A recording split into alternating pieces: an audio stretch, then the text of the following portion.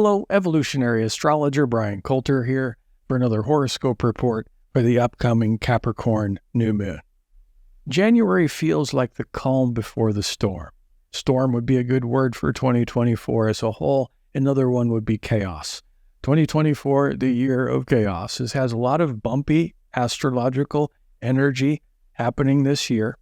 One of them, especially in the first half of the year, is because of Mars, the god of war, the planet of stress and fear and anger, but also bravery and courage and willpower.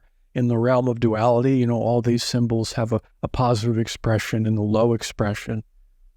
Mars is going to be contacting all of the outer planets in the first 7 months of this year.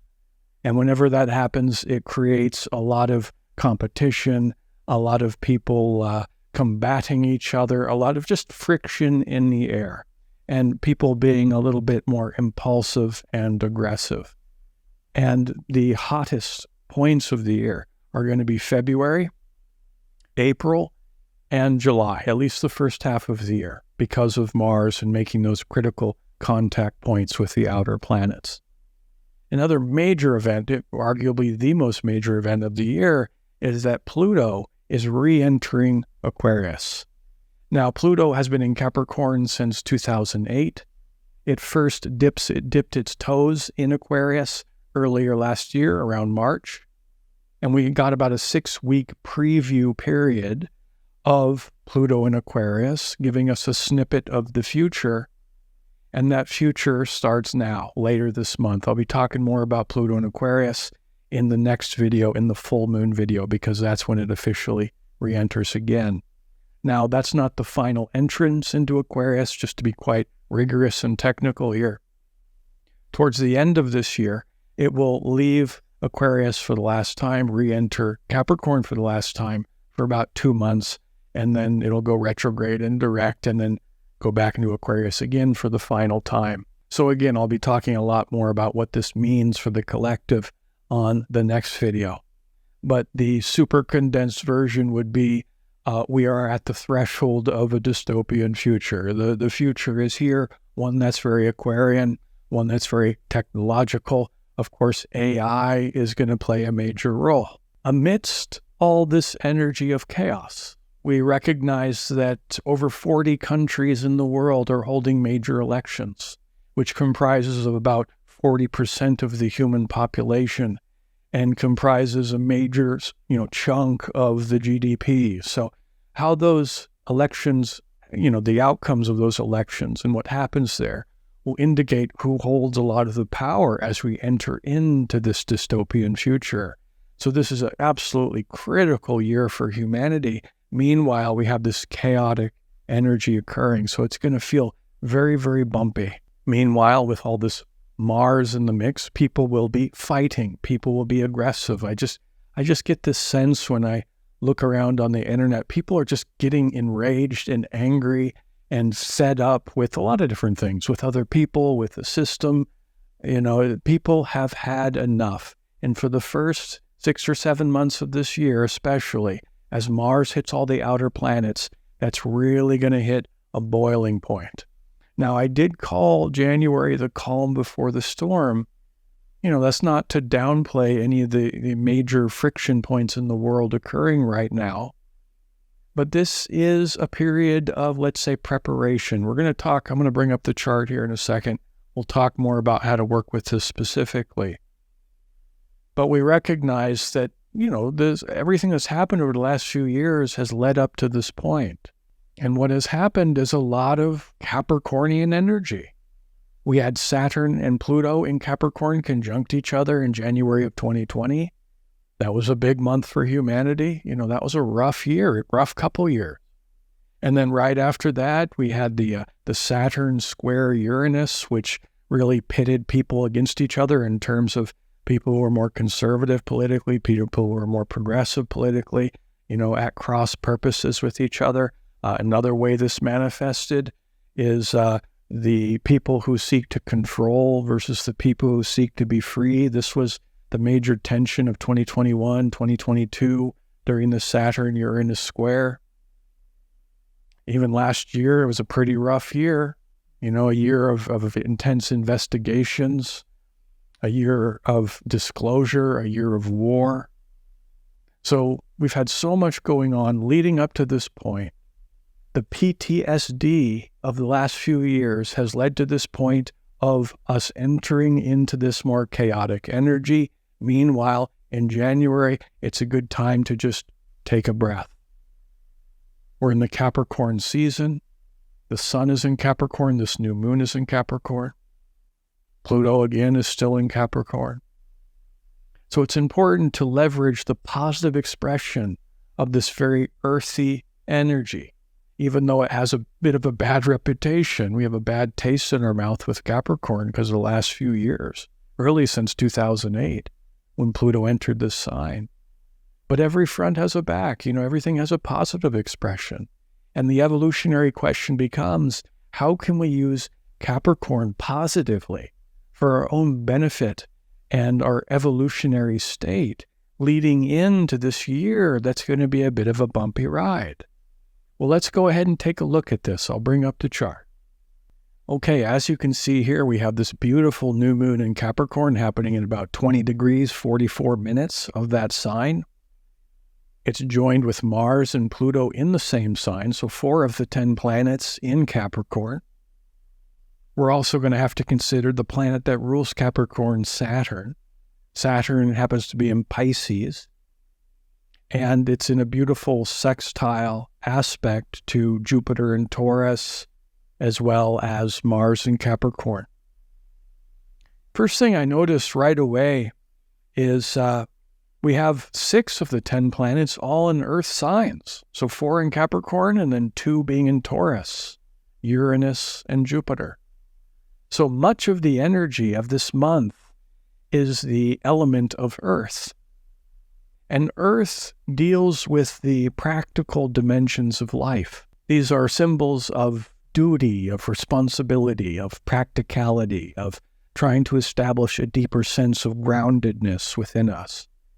This evolutionary goal of creating a healthy foundation in our lives as we move forward in our lives. As I said in the intro, we're preparing for a bumpy ride, a lot of turbulence in this very important year of 2024. This month of January is about preparation, creating that healthy foundation, creating new beginnings, because ultimately new moons are about creating new beginnings in our life. We're at the beginning of a new year, so that fits quite beautifully. There's the New Year's resolution, which I've never been very good at following myself, but it's really a good way of looking at this. I know we're beyond the new year now, but you can think of this as a mini new beginning or mini New Year's resolution. It's like, what new beginning in my life can I create that is grounded, that is practical, that is reasonable? This is a good month to focus on your health, for example. Can't get more practical than that. So focusing on diet and exercise and creating, let's say, Capricorn endurance. It's known as the sea goat archetype, the symbol of endurance, because the sea goat can climb any mountain and cross any body of water. So how can I create more endurance in my life, recognizing that there's some stuff I'm going to have to endure this year? So I'm creating this healthy foundation of preparation, the prerequisite work for whatever it is I need to do in the upcoming year. Another Capricornian quality would be discipline. How can I create a new beginning in my life that will create more discipline in my life? When I think of discipline, this is strengthened even more by Mars, the war god, in the symbol of discipline. This martial quality. Whenever I think of Mars in Capricorn, I think of this meta archetype of like the war general or the drill sergeant. That's militaristic imagery, obviously, which fits nice with the god of war. But if we just think of a war general, how does he often act or function is very strict. The drill sergeant, for example, what qualities does he try to instill into the people at boot camp, for example, that he's training? Discipline. a high attention to detail, fortitude, willpower, strength. These are all the qualities that is very powerful to focus on this month, because it will allow you to have the endurance necessary for whatever comes your way. Just riffing a little bit more with this warrior energy, we're looking for major themes here, and here's a biggie. What I forgot to mention is this new moon is in a very tight square aspect to the nodes of the moon. As you can see, the nodes of the moon are at 20 degrees of Libra and Aries. Here you have the new moon at 20 degrees of Capricorn. These signs are naturally square to each other. Now, the North Node is in Aries, and the planet that is said to be the ruler of or have a strong affinity with Aries is Mars, that I was just talking about. So Mars is quite strong in this mix. As I said, it's in the same sign. It's also sextile to that Saturn. Meanwhile, the new moon is square the North Node in Aries. Of course, it's square the South Node in Libra, which is a big subject. I'm not going to get lost in that. But let's just point to this double warrior energy, this strong affinity mini subplot or theme that's really emphasized here. It's like, how can I be more brave and courageous in my life? What directions do I need to take? What new beginnings do I need to create in my life that will invite me to inch beyond my comfort zones? It's not like you have to bulldoze through them unless you really want to. You know, everybody's a little different. Some people have more warrior energy in their own personal chart, so that might be easier to do. Some other people might not have a lot of warrior energy in their chart. The invitation is still the same.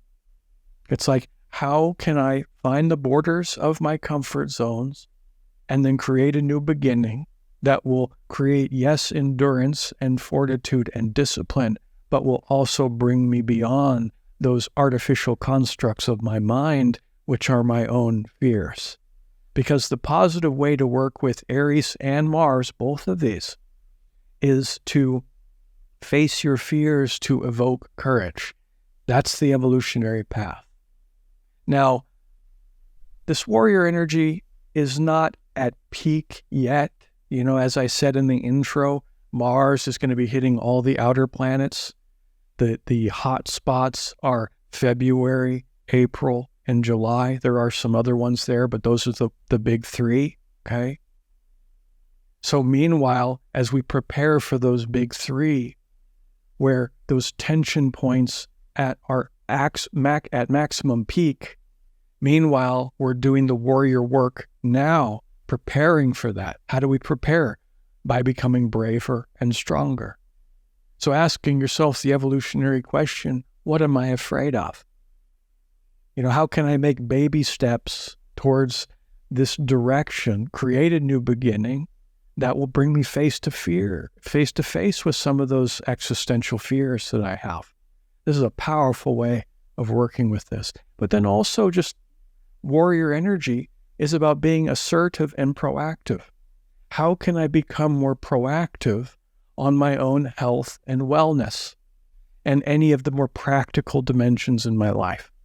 Going a layer deeper here, we want to make a quick stitch through the planet that rules Capricorn, Saturn, in the sign of Pisces. You know, this is very interesting here, as you can see on the screen. Saturn in Pisces, Neptune in Pisces. These two are very slowly coming together in the sky over the next 2 years. So this is a major 2-year theme for humanity. And I talked about this a little bit last year in March and April when Saturn initially entered Pisces. But it's a drum I will continue to bang because it's one of the major evolutionary tasks for humanity over the next 2 years. Saturn doesn't really like to be in Pisces. It's not that comfortable there. It doesn't mean there's not a positive way of working with it, but it's a challenging energy because Saturn represents that which is of this reality, that which is dense, that which is tangible. It deals with structures and rules. And meanwhile, Pisces, the mystic, is about higher states of consciousness. It's about the imagination. It's about the exploration of one's inner world and emotional world and psychic world. That which is not real in the practical, I can touch it with my finger sense. Meanwhile, Saturn is more about what I can touch. So one of the major challenges over the next couple of years is the struggle that we will often face to distinguish that which is real from that which is not real. I said during the intro, the biggest event of this year, at least one of them, Pluto re-entering Aquarius. A major part of that is AI technology. And I've been messing around with AI recently. I found it kind of interesting. And I'll throw an image up on the screen of Trump and Biden. And this is an AI-generated image that I created in like 2 minutes with minimal effort. I could have, spent more time with it to make it even better. But as you can see, just with minimal effort, these images, to the untrained eye, could be perceived as real. So with AI, art generation, picture generation, movies and video starting to get better, of even voices. So they call them deep fake videos, things like this. And, during the year of chaos where there's so many elections, and that's why I chose these people to create the graphic with. But, you could use anybody. It's like, it's a perfect example of the challenge, because Saturn's always about challenges, the challenge of distinguishing the mirages from reality. So this is a dominant theme now moving forward. Okay.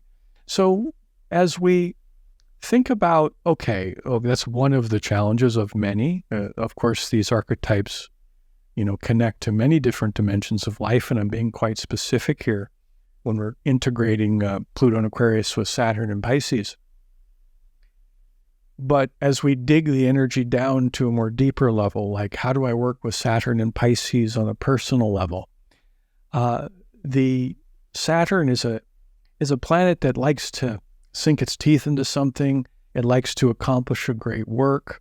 Saturn represents the capability that we all have to do something that we just don't feel like doing, So the Saturn, which invites commitment during Capricorn new moon, which resonates deeply with Saturn, because again, Saturn has an affinity with Capricorn through the rulership. What new beginning can I have in my life where I can commit to something that allows me to connect more deeply to my rich inner world, Pisces? Now, many of you know I'm a huge advocate for meditation. Pisces is the classic mystic archetype. Perhaps a new beginning of committing to a consistent meditation practice. And of course, with all my videos, I'll have a meditation at the end. This meditation I'll do with this video today is a new one, which is designed to focus mainly on grounding, but then also focus on the physical health of the body, because it's a beautiful meditation to do this month. So if you're interested, that'll be towards the end of the video. But even beyond, meditation, that's kind of a loaded word. Many people have opinions about what that means. But just a connection to the inner world. Can I commit to setting a little bit of time each day to enter into the imaginative realm? Because that will help me to explore consciousness. And the more I explore consciousness, the more I'll have a deeper connection to my inner world, to my soul, to my intuition, which is a beautiful word for Pisces, that will help me to distinguish this primary challenge for the collective with Saturn and Pisces, an inner truth and inner knowing, helping us to distinguish that which is real from unreal, help us to distinguish the true north in our lives in the year of chaos. So again, new moon, new beginnings. Saturn in Pisces is pointing to a specific way to work with this, to make some of these challenges more easy. Meanwhile, getting earthy, getting grounded, getting practical in your life, creating healthy new beginnings in your life that will strengthen not only yourself physically and on a health level, but strengthen yourself to create the endurance inside so that you can make it through the long haul of this year and emerge from it on the other side unscathed. So these are the core evolutionary intentions, with the goal being to expand our consciousness. As promised, now we'll transition into the meditation. I recommend headphones for best results. Enjoy.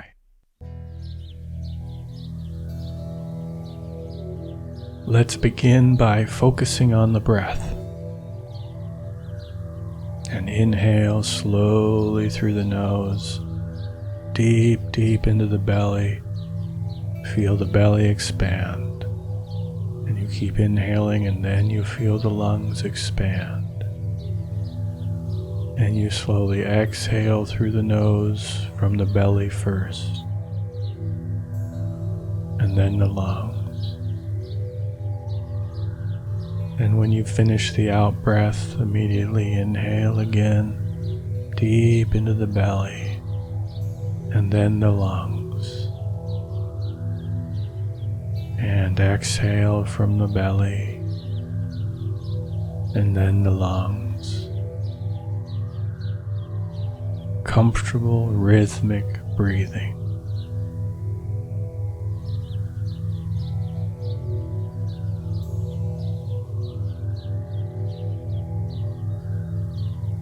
About 4 seconds per inhale, 4 seconds per exhale. Always the belly first.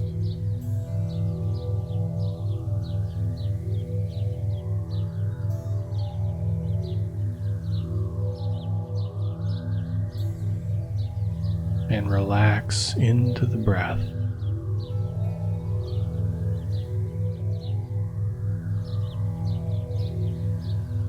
And as you breathe, try to feel the beat of your heart, the pulse of life.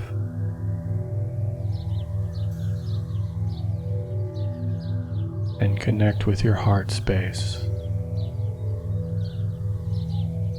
as you continue with the rhythmic, comfortable breathing.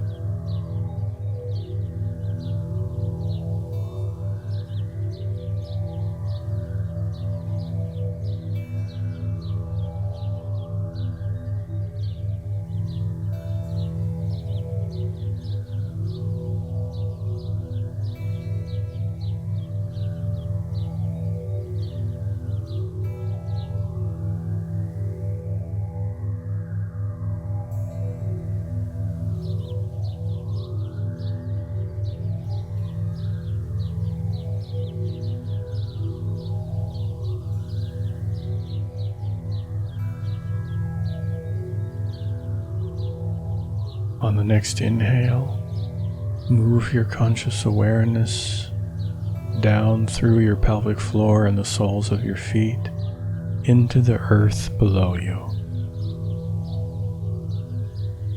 And visualize your awareness moving through the earth, deep, deep into the earth. And feel as though you're traveling through all the dirt and the rocks and the crust of the earth, all the way down towards the center of the earth.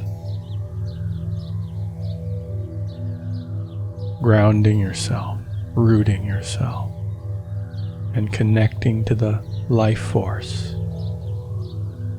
of Gaia, of Sophia. And visualize a beautiful crystal, a massive crystal at the center of the earth, radiating with pure life energy. And wrap your consciousness around the center of the earth and connect with that life force. Pure earth chi. And on the next inhale, see and feel that life force moving from the center of the earth up through the connection you have to earth and entering into you through the soles of your feet and your pelvic floor. And visualize it as a beautiful golden energy spreading throughout your entire body. Luminous, radiant, golden light. Feel it, see it, suffuse with every cell of your physical body. Cleansing all impurities and energizing your whole body. With each inhale, visualize this golden light glow as brightly as you can imagine, shining in all directions around you. And as you exhale, the air goes out, but the energy stays in.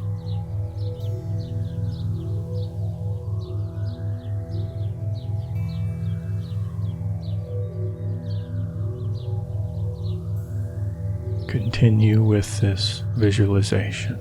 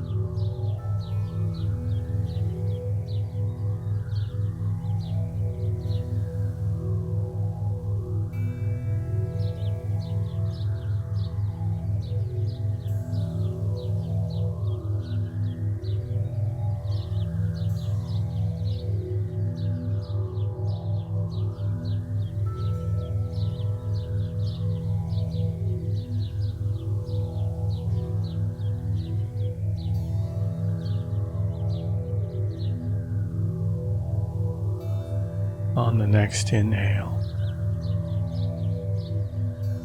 begin to take this very expansive awareness of your entire body and bring it down into your abdomen area and gently find an anchor point in the center of your stomach behind the belly button, and fix your awareness there. Concentrate there.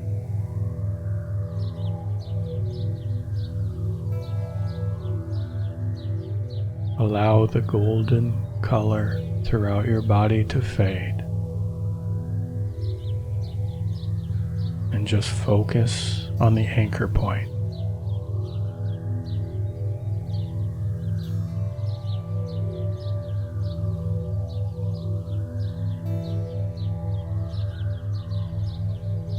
On the next inhale, visualize a beautiful sky blue nebula beginning to form in your stomach.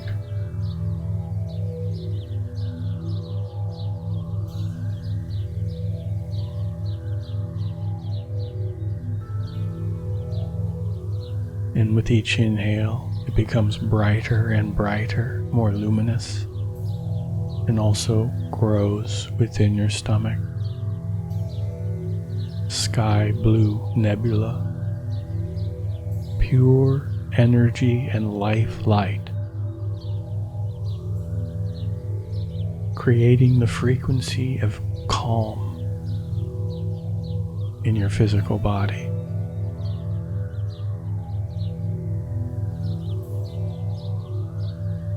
And with each breath, you get stronger and stronger.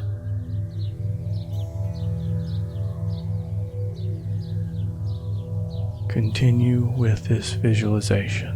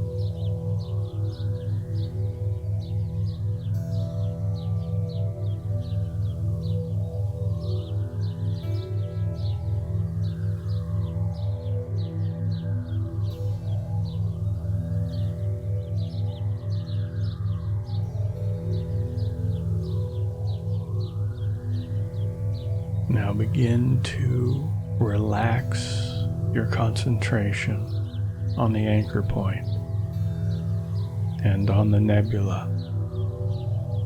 And on the next inhale, let this sky blue color spread throughout your entire body.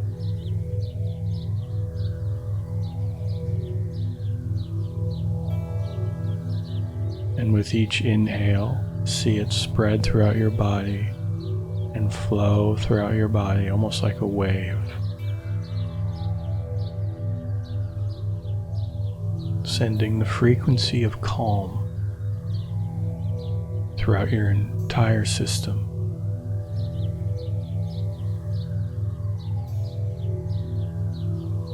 And relax and let go.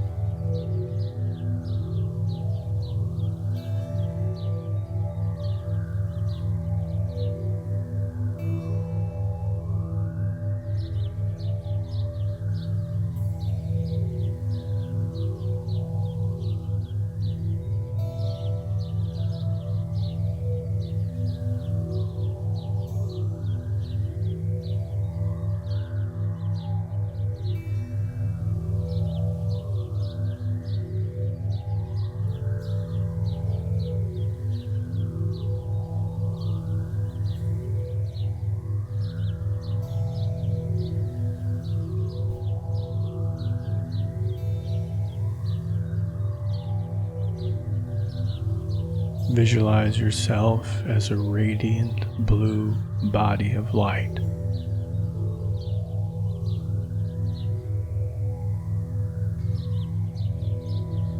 A pure expression of soul embodied.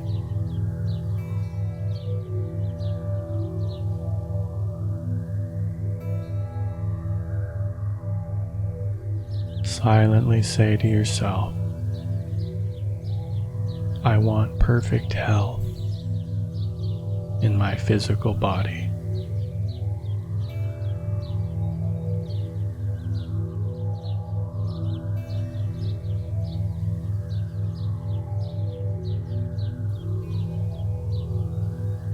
And very gently and slowly Return to your environment around you.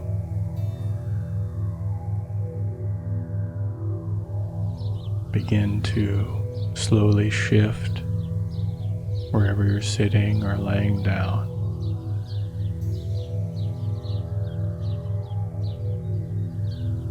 And whenever you're ready,